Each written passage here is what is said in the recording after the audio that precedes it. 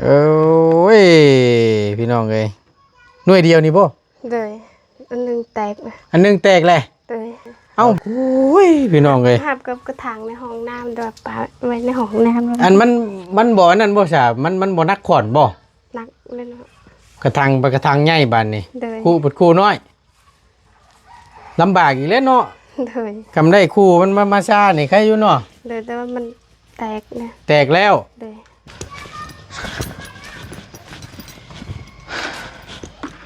เอาบานนี่คือสิบ่ขี้อีกแล้วบานนี่เนาะ เลย หาผู้บริหารว่าใหญ่กว่านี้บ่มีบ่ว่ะเบิดแล้วอ้ายเอ้ยว่าซั่นได้ซำนี้ก็เลยจัดใหม่เพิ่นก่อนพอได้ใช้ได้ซอยเนาะคู่หนึงหรือมันก็บ่ได้ลื่นกันเด้ซ้ำกันน่ะเนาะเอาน้องอ่ะ เลยเข้าใจได้แล้ว พี่ยังได้บ่ดีเอ้ยยุกออกมันยุกออกมันก็ไปแล้วแหละตอนนี้น่ะหั่นน่ะ อู้ นั่น ใจยากนะ ระวังไอ้เด็กหน่อยนี่ อ๋ออย่าไปพิงไหนนี่พิงนี่หัวคิดปุ่นทั้งหันได้น่ะบุ เห็นบ่ บูครับ โดยบ่ฮู้ซั่น เอาพี่น้องเอ้ยว่าขอโทษนำอีน่ะ เบิ่ เบิ่ง ง ด้วย ตะกอก็เห็นจัง ขนาด ซี่นี่ ระวังเลยเพิ่นจะมาก่อใช่กับก่อใช่ล้างพี่ เอาเฮ้ยมันคือไปชิ้นชวนนั่นนี่เดี๋ยวไปเอาตัวนี้ลงก่อนเด้ออันนี้บ่ได้ลื้อบ่ได้มางเลยพี่น้องเอ้ยเอาออกไปซื้อนี่น่ะ เป็นห่วงความปลอดภัย น่ะ เด็กหน่อยได้เอาลงหันก็ได้ลงลุมนะ เนาะ เอาอย่างมันลงนี่อิงไหมนี่เราไปไกล ให้เพิ่นฮู้ซะเนาะอืม เด็กหน่อยมาอิงเรียบร้อยเลยนี่ โอ้ยคือนึกว่ามันเน่นได้นี่น่ะ โอ้เล็กเนาะ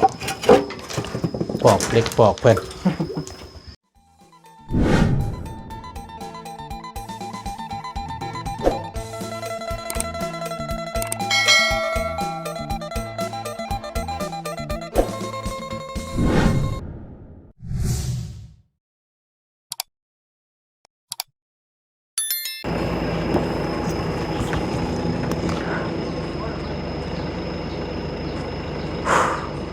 ว้าว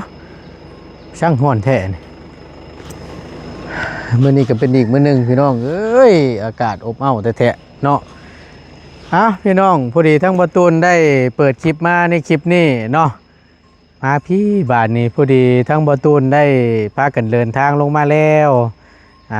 ลุงเฮิมเนาะแล้วก็พร้อมทางเบาไดน้ำแน่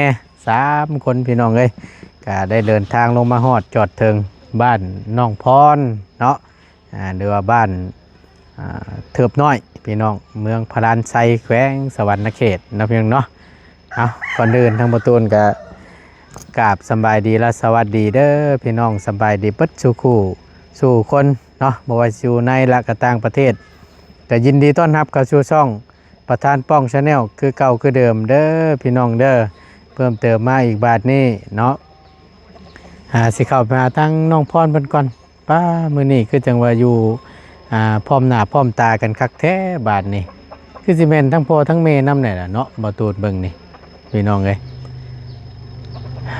เพิ่นแล้วหรือบ่นำเข้าหงเข้าให้เพิ่นหรือว่าจังใดฝนตกมาอีกนี่เอาอีกแล้วนี่เนาะไปเดี๋ยวเข้าไปเบิ่งไปชมกันพี่น้องเอ้ย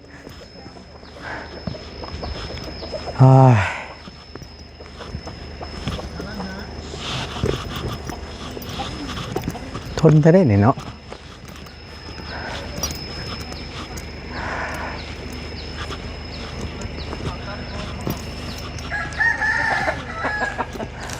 ห่อนแท้ๆโอ้ครบเบิดเลยมื้อนี้เนาะสบายดีเด้อสบายดีบ่ได้พ่อหลายมื้อแล้วเนาะ อันนี้ทั้งพ่อบ่นี่น่ะทั้งพ่อของน้องพรเพิ่นพี่น้องเอ้ยเนาะอันนี้ก็เป็นทั้งแม่เนาะชื่อว่าจังได๋นั่นเคียมชื่อแม่เคียมจักปีแล้วเจ้าอายุนั่น40บ่บ่ได้อันปลูกเขาวให้บ่แม่นนี่นะเอาผักพรยังบ่ทันแล้วเนาะยังบ่ทันเครื่องยานี่เนาะ ยังกว้างอยู่ยังหลายเติบบ่ บ่ได้กว่า หญ้ามันหลายบ่ หญ้าหนานี่นะ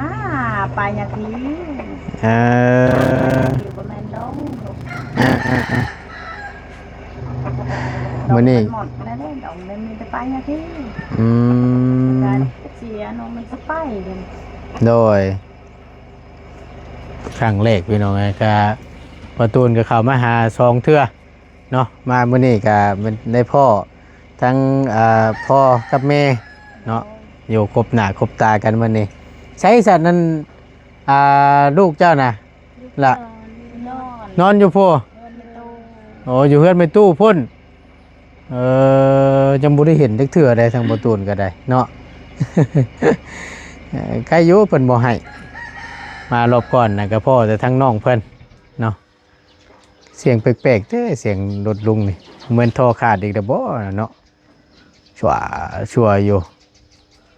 กินข้าวกินน้ำกับยังมื้อนี้ ยำมะพริก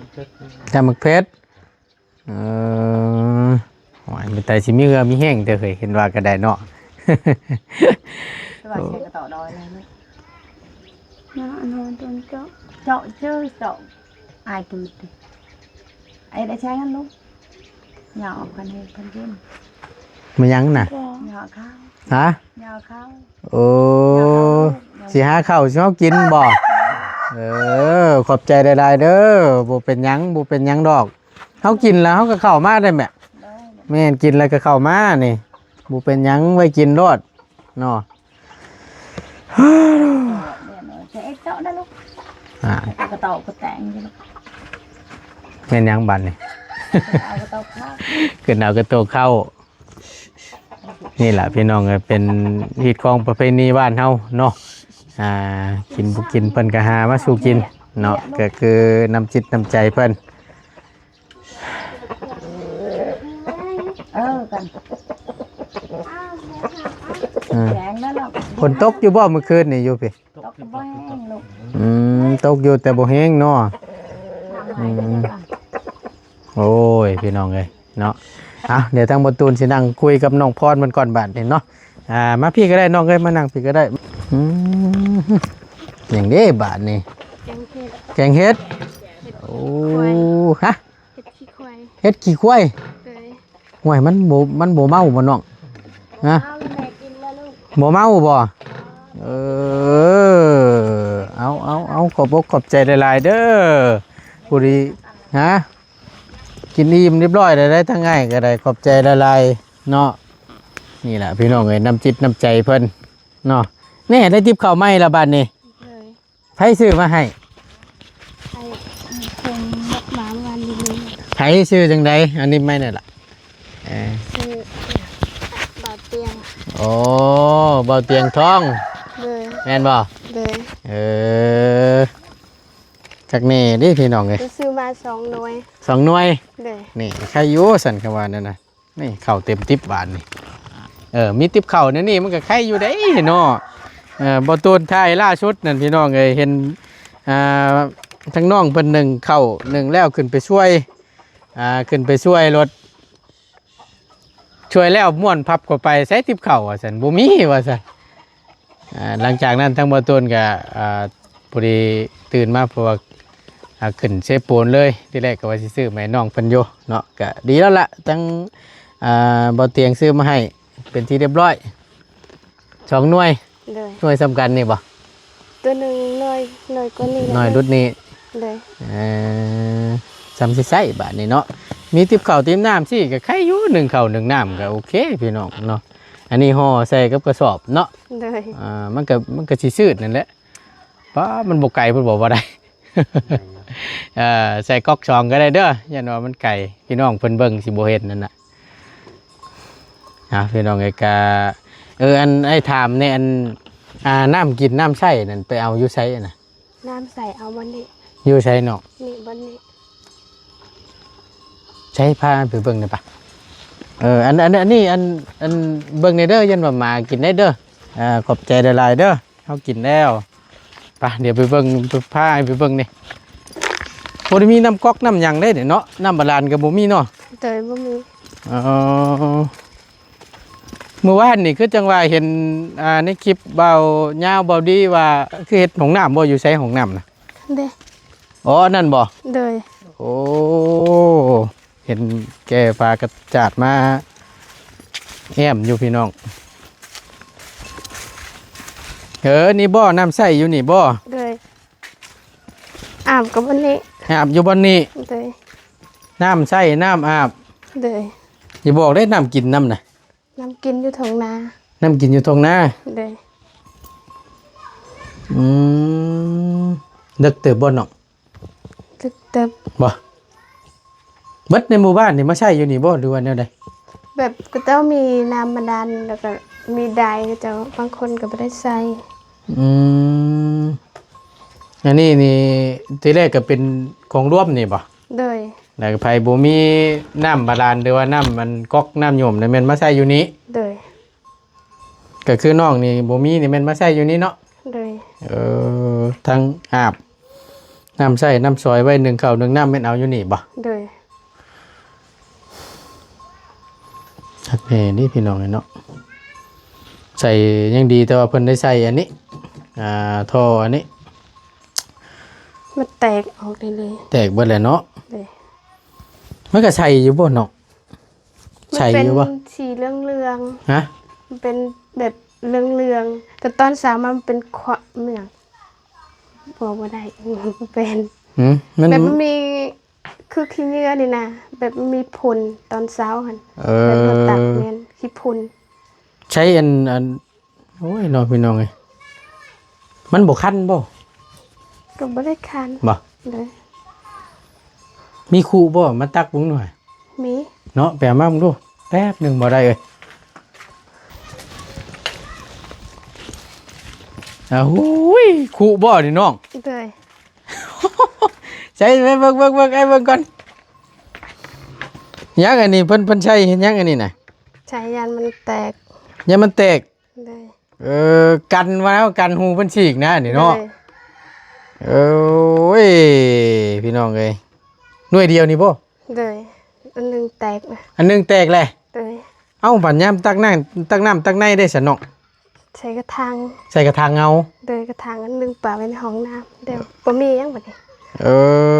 บัดยามมันตักน้ำหนึงมันก็จะได้หิวแต่แคนเดียวแล้วนี่ เลย เนาะได้พี่น้องตรงนี้ คู่อันเดียวใช้เบิ่งหั่นโหดึกอยู่ได้หน่อยเนาะเบิ่งได้หัวชุบลงหั่นได้น้องเอ้ย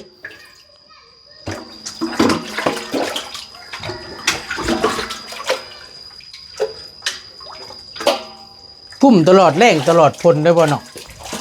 พ่นน่ะ ช่วงแรงนี่ก็กุ้มบ่ ผม กุ้มอยู่เนาะ แต่ว่าเลิก เดึกบ่ เลย จะใส่อยู่ ใครอยู่ฉันเนาะใส่อยู่นี่ ช่วงเย็นแท้ มัเป็นจังสีทันได้กระถางเป็นสีเหลือง ถ่ายอยู่ในกระถางอีกเป็นอีกทีนึงแม่นบ่ เลย หาบ่เบิ่งก็ชงอยู่พี่น้องเนาะเบิ่ง กระถางในห้องน้ำนี่ บ่ เลย เบิ่งจังหน่อยจังหน่อยใส่ใบไม้นี่ออกทีนึงได้เนาะ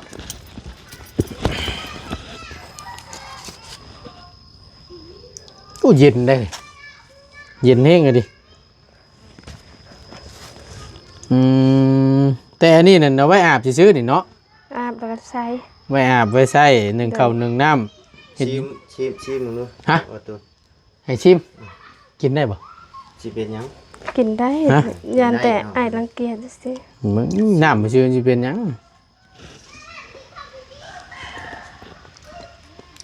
น่ะ แซ่บเฉย มันก็บ่ได้เป็นจังไดนั่นมันก็บ่ได้จืดบ่ได้จางเนาะน้ำจืดโอ้ยให้เจ้าคิดเบิ่งอันนี้ถือว่าใส่สุดยอดได้เด้นี่ แม่น เจ้าคิดเห็นบ่สมัยแต่ก่อนไปเลี้ยงวัวเลี้ยงควายอยู่ตามทงไห้ทงนานี่ น้ำโบกควายนอนอ้ายก็ยังได้กินมาได้น้องเอ้ยหิวแห้งพี่น้องเอ้ยบ่แม่นว่าเว้าดอกเนาะคู่กับคู่อันเดียว เลย แล้วคู่พี่น้องเอ้ย อาบกับกระถางในห้องน้ำโดยป่าไว้ในห้องน้ำแล้ว อันมันบ่อันนั้นบ่ซะมันบ่นักขอนบ่ นักเลยเนาะ โ กระทังไปกระทังใหญ่บานนี่ เลย คู่ปดคู่น้อยลำบากอีกแล้วเนาะ เลย กำได้คู่มันมาซ่านี่ใครอยู่เนาะ เลยแต่ว่ามันแตกนะ แตกแล้ว เลย เออ มันออกตัวนี้ หูมันฉีก เลย อันนี้บาทนี่เอาฉันพูดดีละอยู่ถ่าจักหน่อยหนึงเด้อ เลย แป๊บหนึ่งบ่ได้เลย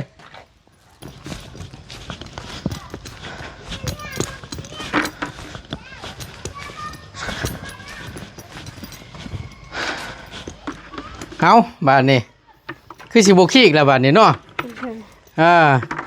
หาผู้บริหารว่าใหญ่กว่านี้บ่มีบ่ว่ะเบิดแล้วอ้ายเอ้ยว่าซั่นได้ซำนี้ก็เลยจัดมาให้เพิ่นก่อนพอได้ใช้ได้ซอยเนาะคู่หนึงหรือเอ๊ะมันก็บ่ได้ลื่นกันเด้ซ้ำกันน่ะเนาะเอาน้องอ่ะ เลยเข้าใจได้ละ พอได้ใช้เด้อมีแต่ว่าล้างก่อนคำจีนั่นก็ได้ล้างก่อน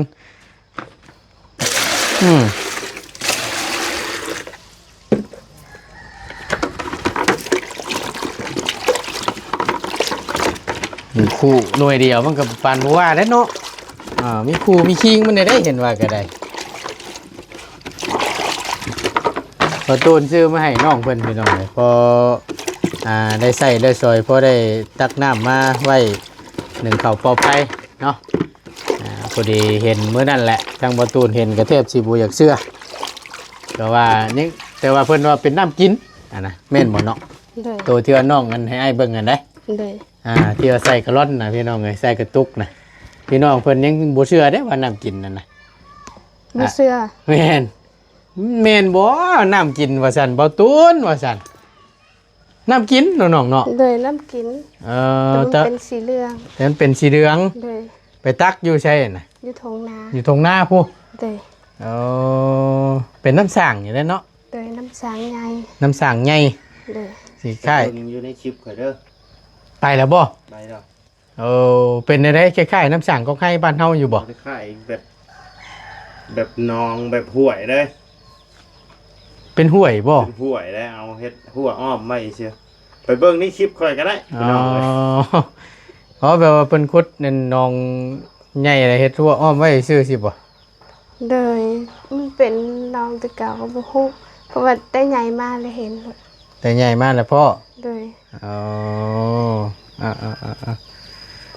ก็เลย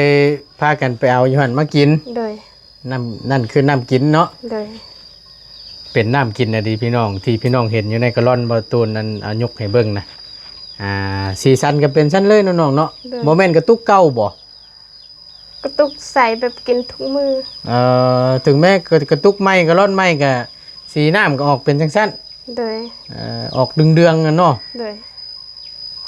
ย่านอย่างหนึ่งพี่น้องเลยถ้าว่ากินน้ำแบบใส่ มันมีปลา มีปิงอยู่เลยมีอยู่หั่น ฮะ ปลาก็มีปิงก็มี โอ้โห เขาก็ยังบอกว่าห่วย มีทั้งปลา เลย มีทั้งปิง เลย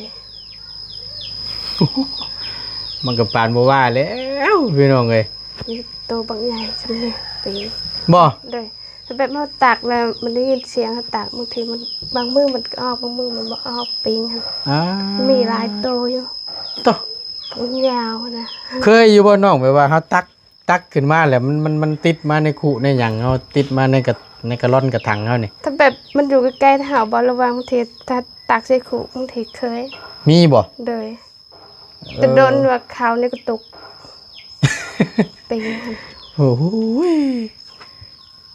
ปิงข้าวซ้ำน่ะเนาะ ปิงมันเป็นสีเหลือง โอ้หักตัวใหญ่แม่นบ่ซ้ำนี่บ่ ๆเลย นั่นแหละปิงข้าวเด้พี่น้องไงถ้าว่าปิงเสียนนี่สิออกตัวน้อยๆเนาะ ใหญ่ แต่อันนี้ตัวใหญ่ เลย ก็นึกว่าคุดจับเจือโมเมนต์นี่เนาะ มันมีต้นเนี่ยต้นน้ำไม้ก็มีอย่างนั้น ต้นน้ำไม้บอกนี่หลายเนี่ยนี่เราก็เห็น บ่ น้ำสร้าง บ่ดี ฮะเนี่ย เป็นอะไรสบายดีเด้อบ่ดีเด้อ ว่าจะได้ เอาฟังน้องเพิ่นเว้าเดี๋ยวค่อยโดดคืออันเป็นตาย่านแทนน้ำสร้างเพิ่นกินนั่นได้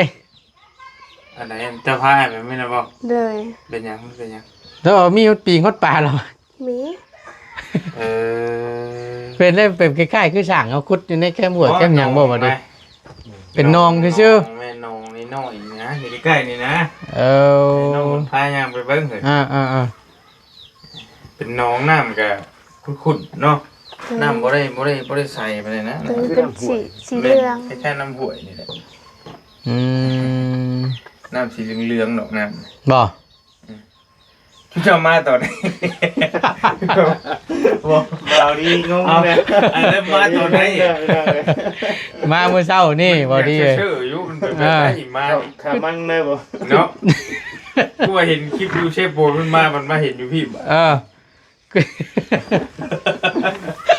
โอ้ ขอโทษขออภัยหลายๆพี่น้องเลยทั้งบ่ตูนกับ มาแบบไหน บ่ได้แจ้งพี่แจ้งน้องเนาะก็พอดีทางลุงเฮิมขึ้นไปเมื่อวานนี่แหละแล้วก็ซื้อเครื่องเพื่อนเสาค้ำเพิ่นพวกบงกอกบงกบจ่ายค่าไม้ค่าหยังนั่นแหละแล้วเรียบร้อยแล้วก็พอดีว่ามันบ่ได้มีหยังก็เลยเอาพากันเดินทางลงมาช่วงเช้าๆมาฮอดพี่กับสวยเติบแล้ว10 โมง 10 โมงครึ่งแหละค่อยเห็นอยู่จะอัดกันในกลุ่มแต่ค่อยบ่บอก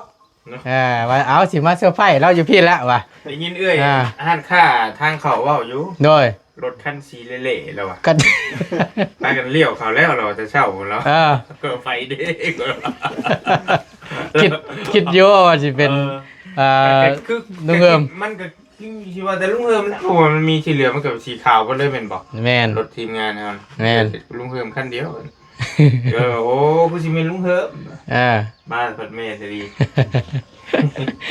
มาฮอดแล้วมาฮอดบางหนึงนี่แหละพี่น้อง พอดีแล้วชอยคอยเฮ็ดประตูของน้ำแล้วเนี่ยจะหน่อยฮะ ฮะ ประตูของน้ำได้ ยังบ่มีบ่ประตูของน้ำน่ะ เปิดชื่อมาแล้วชื่อสังกะสีมา เอ ตอกสังกะสี อ ใช่นี่นะ โอ้ยคักเท่านั้นแล้ว เห็ ฉั น น ก็บ่ยาวว่านี่รถบุ้ม เบิ่งอยู่ในคลิปน่ะตึมตับ เฮ้ยก็ ตึ บ่ ม ยา ตั ว บ ส อ อยู่ งคนเลยนะจนมืดว่านี่ บ่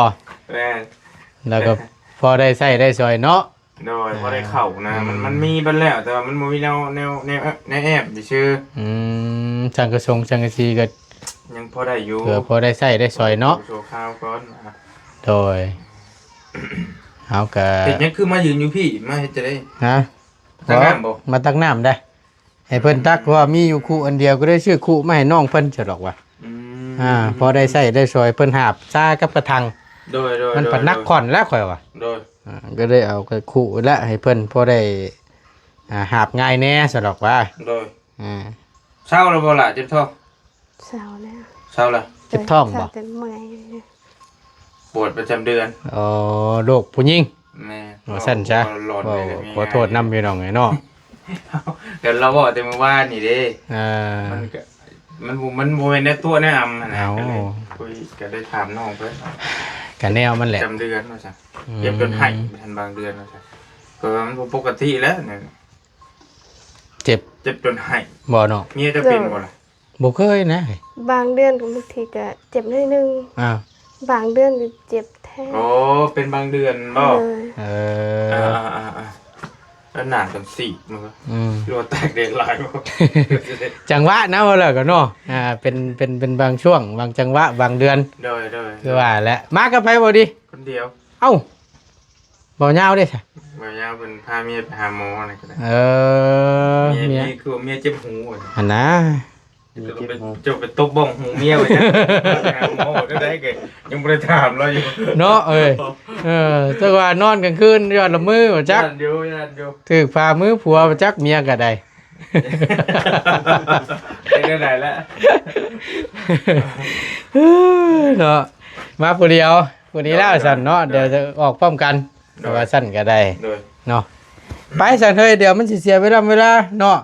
พอตอกก็ตอกได้สังกะสีก็ได้ เอาได้บ่ ง่ายบ่ได้ยากเด้อข่อยพร้อมซอยอยู่ โอเค ซอยกันเนาะ ตัดมาจังไพ่นี่แหละ ผู้ดีได้อทั้งพ่อแล้วก็อยู่ เป็นสี่เหลี่ยมนะ ซอยกันก้อนตรงก้อนตีก็มีอยู่แล้ววะ มีคนตีเอาบ่คนตีบ่เตียง ลูกพี่เฮาบ่ได้มาบ่มื้อนี้ ไปสิลงเราไต่แล้ว ไปมื้อนี้ โดยไปเราไต่แล้ว ไม้ตัวเหลืออยู่หันบ่พอ จักแล้วพอบ่ อันพ่อก็เอาตอนนั้นก็ได้บ่ตัดก็ได้ อายไปเบิ่งก่อน อ่ะโอเคสันไปเพราะว่าลายใหญ่ห้างพี่น้องไอ้ทั้งประตูนก็จะได้ขอล่ำลาและขอจบคลิปลงไว้เพียงเท่านี้ก่อนเนาะพบเจอกันคลิปหน้าพี่น้องขอบบุญขอบคุณหลายๆอยู่ดีมีแฮงเด้อพี่น้องเด้อสำหรับคลิปนี้ลาก่อนเอามันแตกได้มันแตกตัวไหนแฮงไปง่างกันโอ้ยบ่มีหยังได้บ่ดีเว้ยยกออกมันยกออกมันก็ไปแล้วแหละตอนนี้น่ะหั่นน่ะ โอ้ นั่น ตายยากนะ ระวังไอ้เด็กหน่อยนี่ อ๋ออย่าไปพิงไหนนี่พิงนี่หัวคิดปุ่นทั้งหันได้น่ะ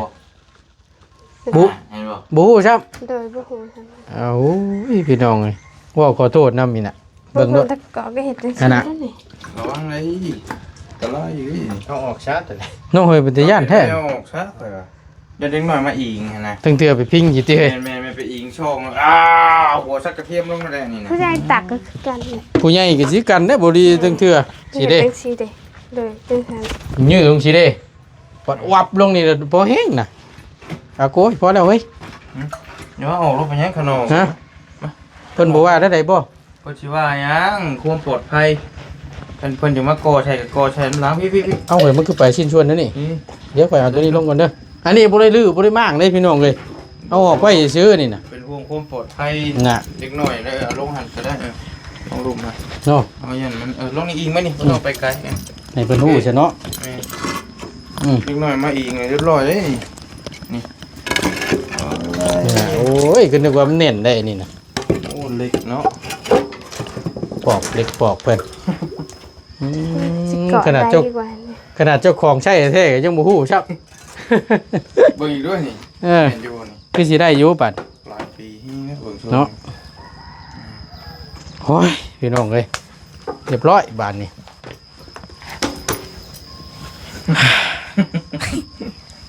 ไปวันนี้อยู่ดีมีแฮงสบายดีเด้อพี่น้องเด้อสบายดีเด้อบ่ดีเด้อ โดย ไปน้องไปเนาะ